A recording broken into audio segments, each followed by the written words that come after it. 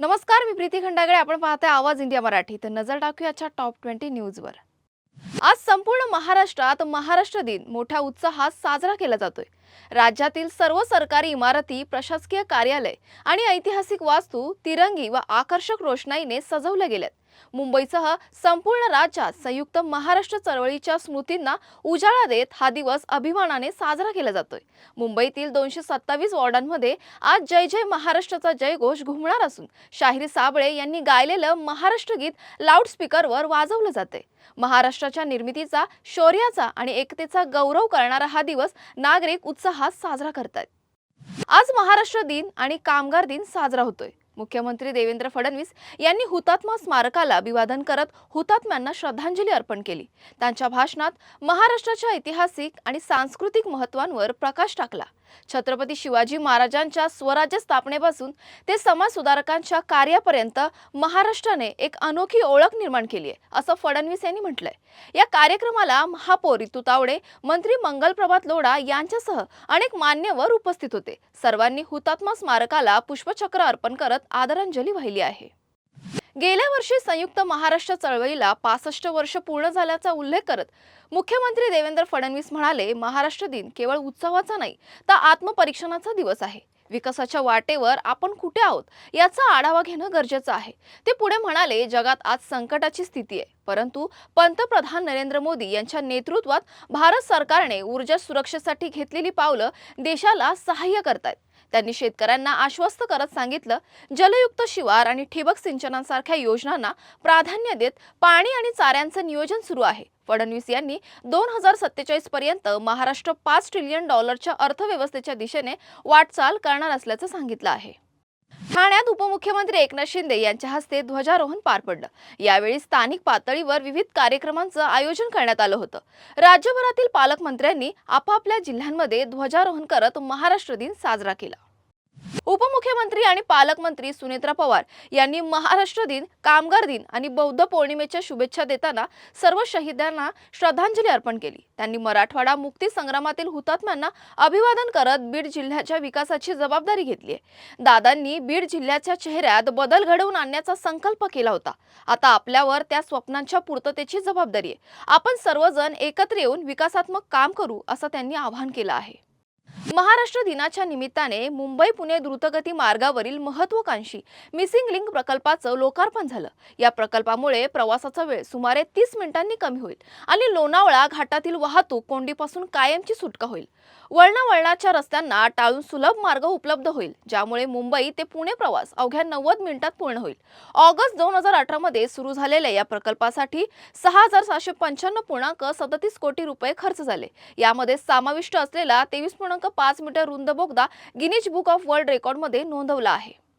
सुप्रिया सुळे या मुंबईवरून पुण्याकडे जात असताना मुंबई पुणे एक्सप्रेसवेवर झालेल्या प्रचंड वाहतूक कोंडीमुळे सुमारे 2 ते 3 तास अडकल्या. लोणावळ्याजवळील घाट परिसरात रस्ता अरुंद असल्याने वाहनांच्या लांब रांगा लागल्या होत्या. त्यामुळे त्या वेळेत झेंडावंदन कार्यक्रमाला पोहोचू शकले नाहीत. त्यांनी परिस्थितीचे फोटो आणि व्हिडिओ सोशल मीडियावर शेअर करत प्रवाशांसोबतचा अनुभवही सांगितला आहे. ठाणे जिल्ह्यात घोडबंदर रोडवर आज सकाळी भाजपचे पालघरचे खासदार डॉक्टर हेमंत विष्णू सावरा यांच्या गाडीचा भीषण अपघात झाला. मुंबईहून गुजरातकडे जात असताना त्यांच्या वाहनाला समोरून येणाऱ्या डंपरने जोरदार धडक दिली. या टक्करमुळे गाडीचे मोठे नुकसान झाले. सुदैवाने खासदार सावरा यांना कोणतीही दुखापत झाली नाही आणि ते सुरक्षित आहेत. मात्र त्यांच्या चालकाला किरकोळ दुखापत झाली असून त्याच्यावर उपचार सुरू आहेत. राज ठाकरे यांनी महाराष्ट्रातील रिक्षा आणि टॅक्सी चालकांवर पुन्हा एकदा टीका केली असून मराठी भाषेची सक्ती न स्वीकारण्याबद्दल त्यांना फटकारलंय. त्यांचा आरोप आहे की आपले मंत्री या लोकांना मराठी शिकायला वेळ देत आहेत, पण इतर राज्यांमध्ये असं होत नाही. याचवेळी त्यांनी रिक्षा आणि टॅक्सी चालकांची लायसन्स रद्द करण्याची मागणी केली आहे. तसेच राज ठाकरे यांनी जातीपातीच्या राजकारणावर देखील टीका केली आहे. त्यांचं म्हणणं आहे की सध्या आम्ही जातीपातीच्या राजकारणात सापडलो आहोत आणि आम्हीच आमच्या महापुरुषांना जातीच्या आधारावर विभागलंय. त्यांनी वाद पेटवून लोकांना फसवलं जात असल्याचा आरोप केलाय आणि यापासून बाहेर पडायला हवं असं मत व्यक्त केलं आहे. मानखुर्द शिवाजीनगर येथील MIMच्या नगरसेविका रोशन इरफान शेख यांचं जात प्रमाणपत्र अवैध ठरवण्यात आलंय। परभणी जात पडताळणी समितीने तपासणीत सादर कागदपत्र बनावट असल्याचं आढळल्यानंतर प्रमाणपत्र रद्द करण्याचा आदेश दिलाय। या निर्णयामुळे त्यांचं नगरसेवक पद धोक्यात आलं असून MIM पक्षाला मोठा राजकीय धक्का बसलाय। शेख या निर्णयाविरोधात उच्च न्यायालयात दाद मागण्याची शक्यता आहे। राज्यातील शासकीय सेवा उपलब्ध करणारे आपले सरकार पोर्टल 27 एप्रिल पासून तांत्रिक अडचणीमुळे बंद आहे। त्यामुळे जात प्रमाणपत्र, रहिवासी दाखला, उत्पन्न प्रमाणपत्र, शिष्यवृत्ती अर्जांसाठी नागरिकांना अडचणी येतात। स्पर्धा परीक्षा आणि शैक्षणिक प्रवेश प्रक्रिया सुरू असल्यामुळे विद्यार्थ्यांना मोठा फटका बसलाय। मंत्री आशिष शेलार यांनी उच्चस्तरीय बैठकीत तांत्रिक अडचणी दूर करण्यासाठी IT तज्ञांची समिती स्थापन केली आहे। मायक्रोसॉफ्ट, डेल आणि कॉम्फॉर्ट यांसारख्या आंतरराष्ट्रीय कंपन्यांची मदत घेत प्रणाली अधिक सुरक्षित आणि वेगवान करण्यात येईल। मंत्री शेलार यांनी नागरिकांना संयम राखण्याचं आवाहन केलं आहे। नंदुरबार येथे बोलताना राज्याचे मंत्री हसन मुश्रीफ यांनी लाडकी बहीण योजनेवर भाष्य केले। यावेळी ते म्हणाले, लाडकी बहीण योजनेमुळे कोणत्याही विभागाच्या कर्मचाऱ्यांचे पगार थांबले असल्याचे कुठेही समोर आले नाही। या योजनेमुळे आर्थिक अडचणी निर्माण होण्याची कोणतीही बाब नाही। ते म्हणाले की महाराष्ट्र हे प्रगतशील राज्य आहे आणि लाडकी बहीण योजना बंद होणार नाही, ती पुढे चालू राहणार आहे। या योजनेमुळे विकास कामांना निधी कमी मिळाल्याचा आरोप केले जातात, परंतु हे समजून घेतल्यावरही योजना बंद होणार नाही। हसन मुश्रीफ यांच्या या विधानामुळे राज्यातील कोट्यवधी लाडक्या बहिणींच्या मनामध्ये दिलासा निर्माण झाला आहे। महाराष्ट्र राज्य माध्यमिक आणि उच्च माध्यमिक शिक्षण मंडळाने घेतलेल्या 12वी बोर्डाच्या परीक्षेचा निकाल 2 मे 2026 रोजी जाहीर होणार आहे। सकाळी 11 वाजता बोर्डाच्या पत्रकार परिषदेत या निकालाची घोषणा केली जाईल।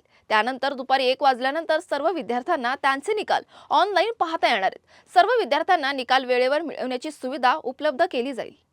राज्यातील हवामानात मोठा बदल झाला असून उष्णतेचा कडाका प्रचंड वाढलाय। विदर्भातील तापमान 44°C पर्यंत पोहोचलंय आणि मुंबईमध्ये पुढील 4 दिवस उष्णतेच्या लाटेची शक्यता वर्तवली जाते। प्रशासनाने नागरिकांना दुपारी 12 ते 4 या वेळेत अत्यावश्यक कामाशिवाय घराबाहेर न पडण्याचा सल्ला दिलाय। उष्णतेमुळे नागरिकांना अडचणी येत असून भंडारा जिल्ह्यात तापमान 43°C पर्यंत पोहोचलंय। राज्यभर प्रशासनाने उपाययोजना राबवण्यास सुरुवात केली आहे। या उष्णतेच्या लाटेच्या पार्श्वभूमीवर विदर्भातील काही जिल्ह्यांना वादळी पावसाचा इशारा देण्यात आला आहे। महाराष्ट्रात कडक उन्हामुळे नागरिक त्रस्त असतानाच आता एक नवं संकट उभं राहिलंय। उष्माघातामुळे राज्यात 9 जणांचा मृत्यू झाला असून अनेकांना उष्माघाताचा त्रास होतोय। या संकटाच्या पार्श्वभूमीवर राज्यात बर्ड फ्लूचा शिरकाव झालाय। नंदुरबार जिल्ह्यातील नवापूर येथील पोल्ट्री फार्ममध्ये बर्ड फ्लूचा प्रादुर्भाव आढळल्याने एकच घबराट पसरली आहे। तिथे 1,40,000 कोंबड्यांचे किलिंग करण्यात येणार आहे। इंदूरच्या प्रयोगशाळेत तपासणीसाठी पाठवलेली 3 पोल्ट्री फार्मची सॅम्पल पॉझिटिव्ह आल्याने प्रशासनाने तातडीने पावलं उचलली आहेत। नवापूर परिसरातील पोल्ट्री फार्मचे सॅम्पल घेतले जात आहेत आणि बर्ड फ्लूचा प्रसार थांबवण्यासाठी प्रशासन सजग आहे। या संकटामुळे चिकन विक्रीवरही परिणाम होण्याची शक्यता आहे।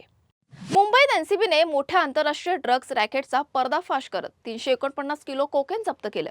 या कोकेनची आंतरराष्ट्रीय बाजारातील किंमत सुमारे 1,745 कोटी रुपये असल्याचं सांगण्यात आलंय।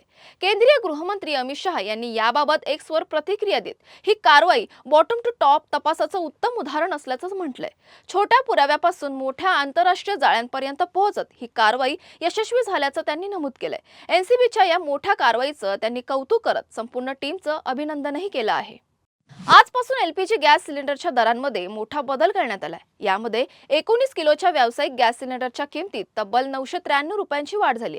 या वाढीनंतर दिल्लीमध्ये या सिलेंडरची किंमत सुमारे 3,071.50 पैशांवर पोहोचली आहे। ही दरवाढ प्रामुख्याने हॉटेल्स, रेस्टॉरंट्स आणि लहान व्यवसायांवर थेट परिणाम करणारे ठरणार आहे, कारण त्यांच्या दैनंदिन खर्चात वाढ होणार आहे। यामुळे बाजारातील किमती आणि व्यवसायांचे आर्थिक गणित बदलण्याची शक्यता व्यक्त केली जाते। दरम्यान 14.2 किलोच्या घरगुती गॅस सिलेंडरच्या किमतीत कोणताही बदल करण्यात आलेला नाहीये।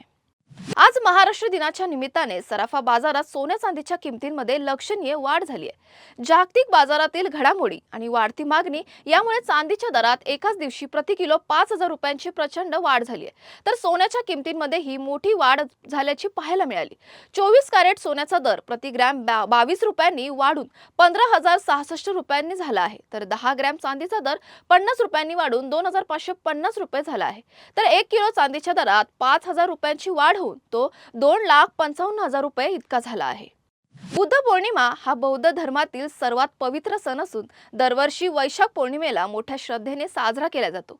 या दिवशी गौतम बुद्धांचा जन्म, ज्ञानप्राप्ती आणि महापरिनिर्वाण यांचं स्मरण केलं जातं। यामुळे या सणाला त्रिविध पावन दिन असंही म्हटलं जातं। आज बौद्ध विहारांमध्ये विशेष धार्मिक कार्यक्रमांचं आयोजन करण्यात आलंय। बौद्ध अनुयायी बुद्ध मूर्तीला फुलं अर्पण करतात। बुद्धांच्या 4 आर्य सत्य आणि अष्टांग मार्ग यावर चिंतन केलं जातं। त्यांच्या तत्वज्ञानातील मूलभूत मूल्य, कर्माचा नियम, सामाजिक समानता आणि करुणा आजही प्रासंगिक आहे। बुद्ध पौर्णिमा हा दिवस शांतता, अहिंसा आणि वैज्ञानिक दृष्टिकोनाच्या शिकवणीला उजाळा देणारा आहे। महाराष्ट्र दिनानिमित्त पंढरपूर येथील श्री विठ्ठल रुक्मिणी मंदिरात आकर्षक फुलांची भव्य सजावट करण्यात आली आहे। पुणे येथील भाविक युवराज सोनार, विजय सोनार, दादासाहेब फोफळे आणि सचिन चव्हाण यांनी ही सेवा अर्पण केली आहे। महाराष्ट्र राज्य स्थापनेच्या 67व्या वर्धापन दिनानिमित्त करण्यात आलेल्या या सजावटीसाठी शेवंती, जरबेरा, झेंडू, गुलाब, रॉकेट, ब्लू डीझी अशा सुमारे 2 टन देशी विदेशी फुलांचा वापर करण्यात आला। या फुलांच्या सजावटीमुळे मंदिरातील गाभारा अतिशय मनमोहक आणि आकर्षक दिसत आहे। तुर्तास वेळ झाली येथेच थांबण्याची। अशाच महत्त्वाच्या बातम्या पाहण्यासाठी बघत राहा आवाज इंडिया मराठी, शोध सत्याचा।